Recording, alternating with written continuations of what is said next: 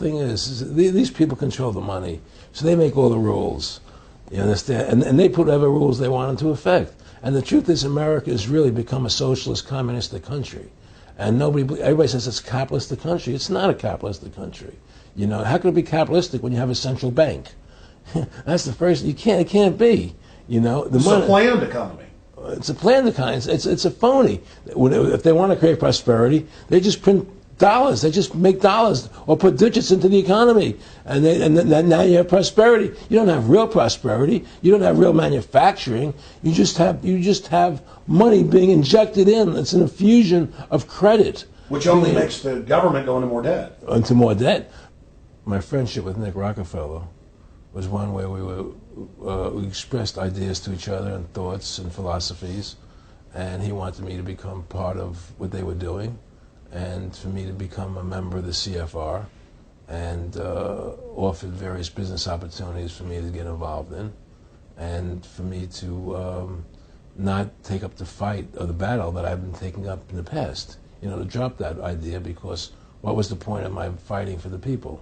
I was a guy who was very successful in the movie business, and I saw the truth of what was happening. I tried to express it to the people, and rather than having me express it to the people, they wanted me to join their side because I was a mover and a shaker, and rather than me opposing them, to join them. It was real simple, and he tried to recruit me into that situation, and I didn't go for it. Did he get angry when you didn't go for it? No. And, you know, it's like, you know, I remember one time he said to me, you join us, so you have an ID card there, and, you know, you have a chip, and your chip will say KMA on it. And I said, what does KMA mean? He said, it means kiss my ass. And anybody stops you, a cop or whatever, and you show them your card or your chip, and they'll know to leave you alone because you're one of us, you know. And, you know, why are you fighting for the people for? What is that about?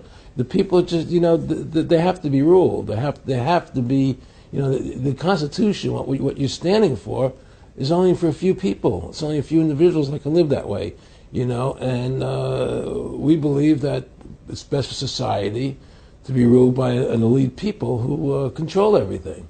And I said, I don't believe that.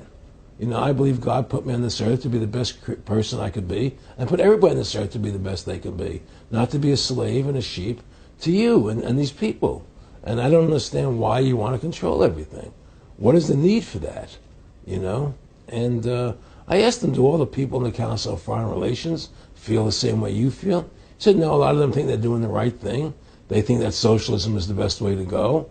They think that, you know, that they're doing the right thing. But the people at the top, they all know the truth of what's happening. And that's what it is. So it's compartmentalized within the elite structure as well. Of course it is. Of course it is. I mean, all the people that are in the CFR, was that 2,000-3,000 people? I forget, like Dan Rather. They don't know what's going on. They join the CFR because it's prestigious. They think it's good for business. It's good for this. You know, they don't know what's really happening. You know, the evil that comes out of it, that's emanating out of it. You know, and to me, you know, the biggest evil is what's happening right now, because what happened on 9/11 is a phony, you know, and we've never learned the truth about 9/11. That's the question I wanted to follow up on. He tells you 11 months before there's going to be an event, all this is going to happen.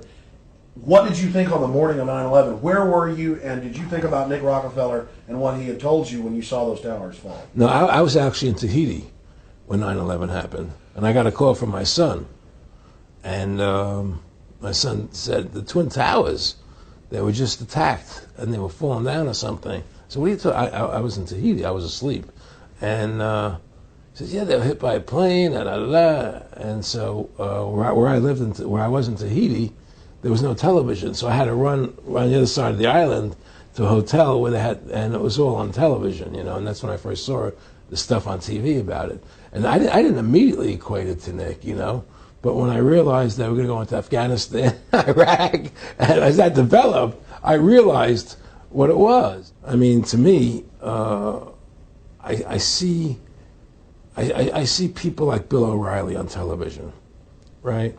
And I see how much they control the media. Like there was this girl on Bill O'Reilly the other night from an organization saying the world can't wait. And this girl was spot on. Everything she was saying was the truth. And all Bill Riley could do was call her a lunatic. He couldn't challenge the facts. They just call people names. They can't, and until we just find that, look, this world, we're heading into a world of danger, possible nuclear wars, because the banking industry is trying to take over the world. 9/11 is the beginning of the war on terror. That war on terror is leading us into Iraq, which is the next lie. So you had the lie of 9/11, how that happened. Nobody knows how Building 7 came down. Okay, we know 9/11 was a fraud. The American people don't know it, but more and more of them are believing it.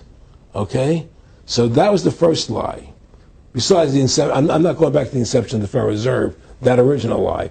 But 9/11 was the first lie in this present state we're in. 9/11 is the kickoff of the war against the American people and the people of the world. 9/11 was a phony. It's a fraud. It didn't happen the way they told us it happened. Now, because of 9/11, we then had the authority to go into Afghanistan and Iraq. Iraq didn't have weapons of mass destruction. Okay? So that was the next lie. Now they're talking about going into Iran. Now, how would you feel if you were Iran and you had this big, powerful country, America, go into your next door neighbor, take over their oil fields, right? Wouldn't you be worried about what they were going to do to you? Of course you're going to be worried. But the people of America don't think about it from Iran's point of view. They think about it from our point of view. So now we're going to send more troops into Iraq and keep building up because they want Iraq and the Middle East to become part of the New World Order. And Iraq was using, Saddam wanted to start using euros instead of dollars, right? He was messing up their whole consumption. Iran wants to start using euros instead of dollars. They have. Okay? So I'm saying what they're trying to do is preserve their power. And one lie leads to the next lie, leads to the next lie. And until you get to the root cause of 9/11, which is supposedly the war on terror, we'll never solve our problems here. Should we send more troops into Iraq? Should we not send more troops into Iraq?